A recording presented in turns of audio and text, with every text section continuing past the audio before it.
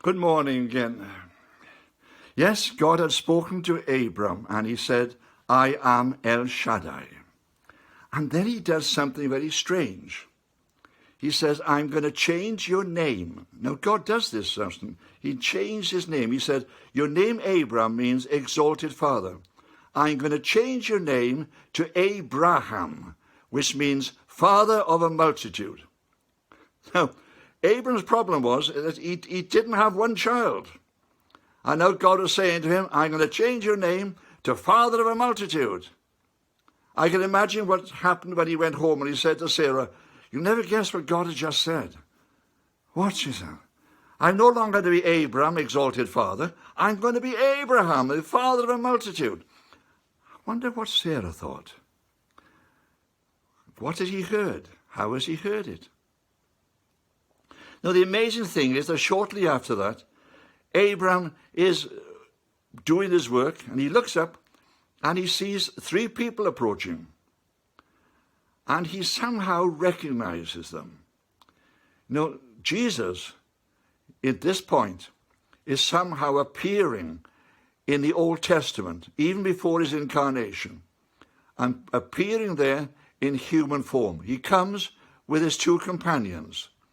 And they come to Abram, and Abram rushes out to them, and he bows down before them, and he says, let me present you with some food for your journey. And at the end of this meeting, one of these people, the main person, who is Jesus himself, looks towards Abram and says, Sarah is going to have a child within the next year. Sarah is in the tent, and she hears this. She doesn't laugh out loud, but she's almost giggling inside. This can't be, this can't be. And Jesus looks to her and he says, why did you laugh? And she says, I didn't laugh. And Jesus says, oh, yes, you did. I know what is happening inside me. You heard me saying that. But it's true. I will be back. And you will have a child. And you will have this child, Isaac. Why? Because God is El Shaddai. He is the all-powerful God, and his purposes will be carried out. Well, believe it or not, the child was born. How was that possible? Abram, 99 years old. Sarah, just a few years younger than him. How is it possible that he could have a child at this age? And the child grew. And the child grew strong. And the child became a man. And about 30 years had passed. And then God says to Abram, you know that child you've had? You know that boy whom I said I was going to bless you, and he would be as well a father of so many peoples? And Abram says, yes. You accept that I'm El Shaddai? Oh, yes. You must be El Shaddai, or this child would never have been born. He said, okay. Now take the child to the place where I'm going to show you. And I want you to just offer the child as a sacrifice. I want you to offer the child as a sacrifice. El Shaddai, the all-powerful God.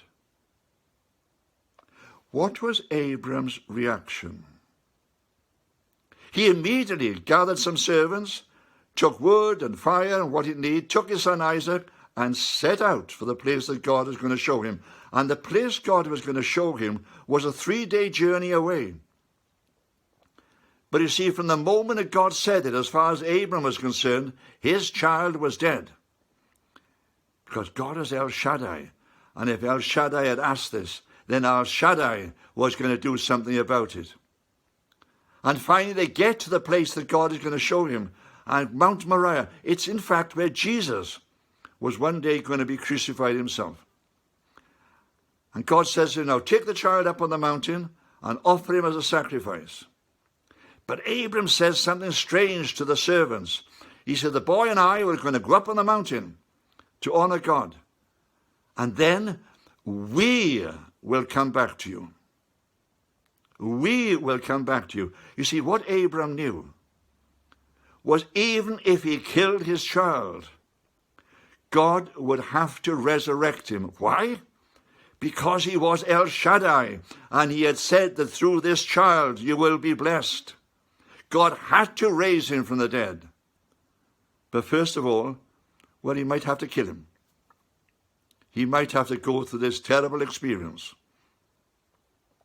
And he went up on the mountain, trusting God all the way.